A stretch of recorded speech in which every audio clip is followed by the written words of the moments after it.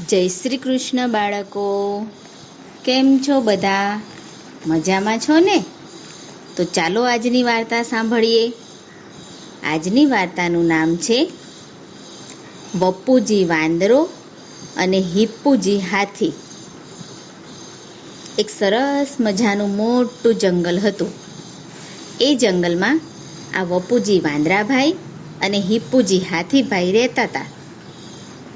બંને પાક્કા મિત્રો હતા. હિપ્પુજી રહે ઝાડ નીચે અને વપુજી રહે ઝાડ ઉપર. આ બંને મિત્રો તો સાથે રમે, સાથે જમે ને સાથે ગીતો પણ ગાતા જાય.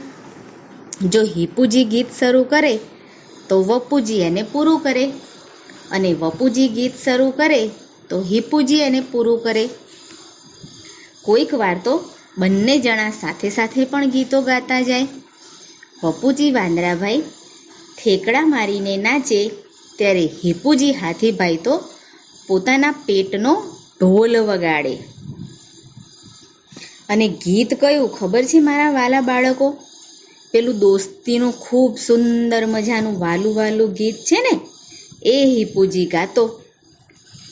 મને વાલું વાલું લાગે રે વપુજીનું નામ, મને વાલું વાલું લાગે રે વપુજીનું નામ. ત્યાં તો વપુજીભાઈ ગીત શરૂ કરે. મને વાલું વાલું લાગે રે હિપ્પુજીનું નામ, મને વહાલું વહાલું લાગે રે હિપ્પુજીનું નામ. આ વપુજીભાઈ તો સરસ મજાના તાજા તાજા ફળો લાવીને હિપ્પુજીભાઈને ખવડાવે, અને હિપ્પુજી ખુશ થઈને ગાવા માંડે. મને વાલું વાલું લાગે રે વપુજીનું નામ, મને વહાલું વહાલું લાગે રે વપુજીનું નામ. એ જંગલમાં એક સરસ મજાની નદી પણ વહેતી હતી. આ હિપ્પુજી હાથીભાઈ તો પોતાની સૂંઢમાં પાણી ભરી લાવે અને કહે, હાલો મારા વપુજીભાઈ, તમને નવડાવો. આખો દિવસ તમે ખંજવાળ કરો છો, નાહી લો તો તમારી ચામડી ને તમારું આખું શરીર ચોખ્ખું થઈ જશે. અને વાંદરાભાઈ તો એવા સરસ મજાના પલાઠી વાળીને બેસી ગયા.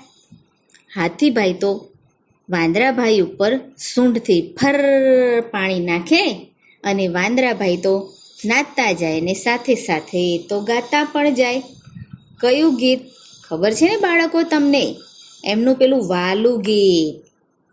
મને વાલું વાલું લાગે રે હિપ્પુજીનું નામ, મને વાલું વાલું લાગે રે હિપ્પુજીનું નામ. પછી એક દિવસ હિપ્પુજી કહે, હાલો મારા વપુજીભાઈ, તમને મારી પીઠ પર બેસાડી મેળામાં ફરવા લઈ જાઉં. વપુજીભાઈ તો ખૂબ ખુશ થઈ ગયા, અને એ તો કૂદકો મારીને બેસી ગયા હિપ્પુજીભાઈની પીઠ પર.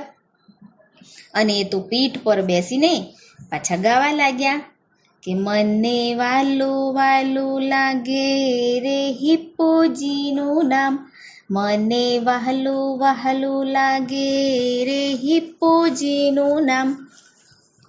આ જંગલથી થોડેક દૂર એક ગામ હતું. એ ગામની અંદર દર 7મ અને 8મના દિવસે મેળો ભરાય. આ વપુજીભાઈ અને હિપ્પુજીભાઈ તો પહોંચી ગયા આ મેળામાં. આ મેળાની અંદર તો સરસ મજાના હિંચકા, ચગડોળ, લપસાણી, મોટી જબરી રેલગાડી પણ હતી. વપુજીભાઈ તો એક કૂદકો મારીને એ તો બેસી ગયા હિંચકામાં. એમણે તો મોટા મોટા હિંચકા ખાધા, અને હિંચકા ખાતા ખાતા ગાતા જાય. મને વહાલું વહાલું લાગે રે હિપ્પુજીનું નામ, મને વહાલું વહાલું લાગે રે હિપ્પુજીનું નામ. અને મેળામાં આજુબાજુમાં જે બીજા બધા બાળકો હતા ને, એ પણ વપુજીભાઈની સાથે સાથે આ ગીત ગાવા લાગ્યા કે મને વહાલું વહાલું લાગે રે હિપ્પુજીનું નામ, મને વહાલું વહાલું લાગે રે હિપ્પુજીનું નામ. વપુજી ભાઈએ તો ચકડોળ ઉપર ગોળ ગોળ ચક્કર ચક્કર કરી લીધા અને ત્યાંથી ઊભા થઈને લપસ્યા પર લપસીને લપસાણી પણ ખાઈ લીધી. પછી તે તો એક ઠેકડા મારવા માટેનું મોટું જબરું ગાદલું હતું ને તેના પર જઈને ઠેકડા પણ મારી આવ્યા. તોય હજુ તો પેલા ચકડોળમાં બેઠેલા લોકો ગાતા હતા કે મને વહાલું વહાલું લાગે રે હિપ્પુજીનું નામ, મને વહાલું વહાલું લાગે રે હિપ્પુજીનું નામ. અને બાળકો, હવે તો આ ઠેકડા મારવાનું ગાટલા ઘર પણ ગાજવા લાગ્યું કે મને વહાલું વહાલું લાગે રે હિપ્પુજીનું નામ, મને વહાલું વહાલું લાગે રે હિપ્પુજીનું નામ. અને આ બાજુમાં આ હિપ્પુજી ભાઈ તો પોતાના નામનું આ ગીત સાંભળી સાંભળીને એવા ફૂલાણા કે ના પૂછો વાત. વપુજી ભાઈ તો હાથી ઘોડાવાળા ચકડોળમાં પણ બેઠા અને રીંછભાઈની ડ્રાઈવરની ટ્રેનમાં એ બેઠા. પણ આ હિપ્પુજી ભાઈ તો બિચારા ક્યાં અને કેવી રીતે બેસે એ તો ઊભા ઊભા વિચારતા હતા કે કાશ હું પણ આ બધા ચકડોળમાં બેસી શકતો હોત તો મને પણ કેવી મજા આવત. આ વપુજી ભાઈના આ બધા જુદા જુદા ખેલ જોઈ જોઈને અને તેમનું ગીત સાંભળી સાંભળીને સૌએ તેમને કાંઈ ને કંઈ ખાવા આપ્યું. વપુજી ભાઈએ તો આ બધું ખાવાનું કંઈ એકલાએ ના ખાધું, એ તો પાછો કૂદકો મારીને પહોંચી ગયા તેમના ખાસ મિત્ર હિપ્પુજી પાસે અને તેમાંથી થોડુંક ખાવાનું હિપ્પુજીને પણ આપ્યું. એમાંય વળી મેળામાંથી કોઈક ભાઈએ આ વપુજી વાંદરાભાઈને ફુગ્ગો આપ્યો. વપુજી વાંદરો તો હિપ્પુજી હાથી પર બેઠો બેઠો દોર હાથમાં પકડીને ફુગ્ગો ઉડાડતો જાય અને ઠેકડા મારતો જાય. આ હિપ્પુજી ભાઈને તો આ વપુજી વાંદરાભાઈએ ફુગ્ગો લીધો છે તેની ખબર જ નહોતી. આ વપુજી ભાઈ તો પાછા ફુગ્ગો ઉડાડતા જાય અને એ તો ગાતા જાય, મને વહાલું વહાલું લાગે રે હિપ્પુજીનું નામ, મને વહાલું વહાલું લાગે રે હિપ્પુજીનું નામ. હિપ્પુજી ભાઈ પણ સૂર પુરાવતા જાય કે મને વહાલું વહાલું લાગે રે વપુજીનું નામ, મને વહાલું વહાલું લાગે રે વપુજીનું નામ. આમ આ બંને મિત્રોનું આ વહાલભર્યું ગીત ચાલતું હતું ને ત્યાં અચાનક પેલો ફુગ્ગો ફટાક કરતો ફૂટ્યો, બમ! હાથીભાઈ તો ભડક્યા. એમને થયું કે ક્યારના આ વાંદરાભાઈ મારી પીઠ ઉપર બેઠા બેઠા ઠેકડા મારે છે, તેથી મારું પોતાનું પેટ ફૂટ્યું લાગે છે. એટલે હિપ્પુજી ભાઈ તો બહુ ગભરાયા અને ગાંગા થઈ ગયા અને એ તો માંડ્યા આડા અને અવડા ભાગવા. મેળામાં તો બધા લોકોની નાસ ભાગ થઈ ગઈ. આ હાથીભાઈને ગાંડા થઈને દોડતા જોઈને બધા ચીસો પાડવા લાગ્યા કે એ હાથીભાઈ ગાંડા થઈ ગયા, એ હાથીભાઈ ગાંડા થઈ ગયા.